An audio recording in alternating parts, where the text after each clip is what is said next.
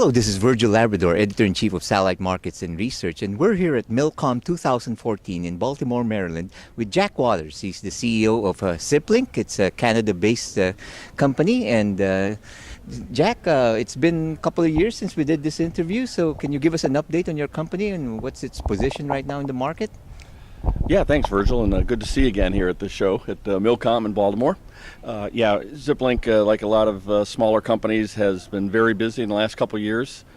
We have added some new capability to the product and entered a new market. I think a lot of folks in the satellite business understand that the aeronautical broadband business has become a much bigger business now than it was 2 years ago, and we're certainly in that sector.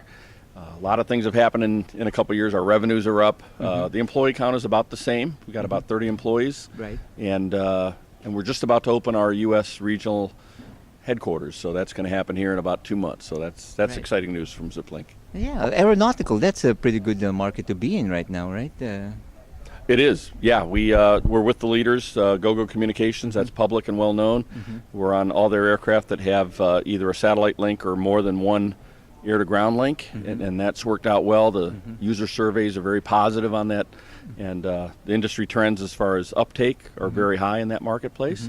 And we do have some of the other aeronautical accounts that use our ground-based Xiplink hub optimizations, our one-armed optimizer, and we're looking to do some testing on some more advanced features in that marketplace. Right. And since this is a military show, Jack, tell us what you do with the military. Yeah, the military is about 1/3 of our business.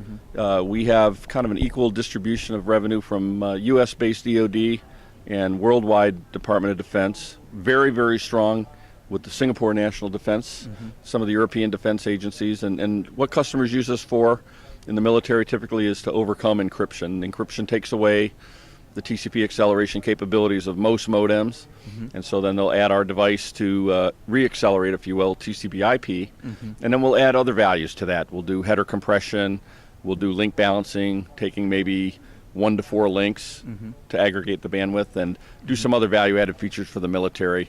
Probably the most important thing for the military today, though, is downsizing. Make it everything smaller in a more uniform package.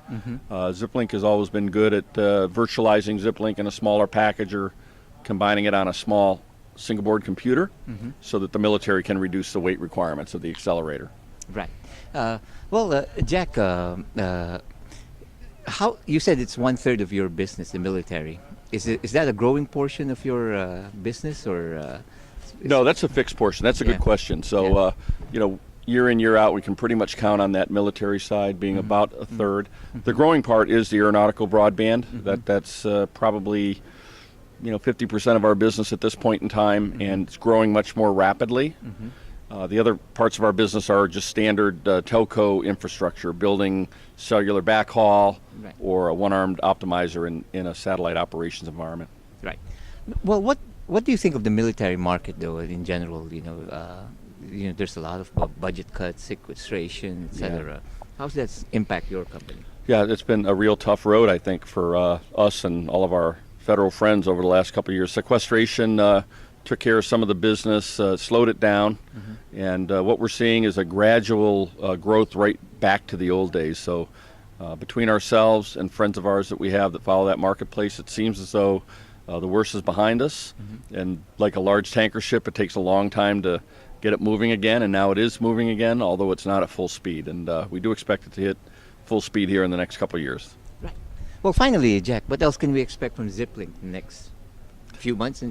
Yeah, I think what you'll find is there's this term out there called network functions virtualization as part of software-defined networking. I think you'll see companies like ours move more and more in that direction.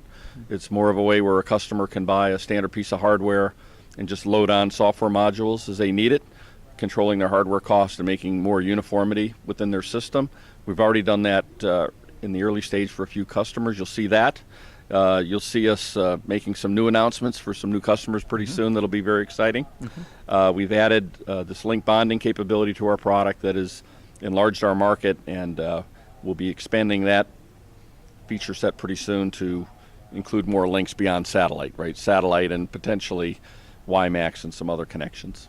Great. We look forward to all of those, and for all the news and information on the global satellite industry, including Xiplink, We'll always have satellite markets and research at www.satellitemarkets.com.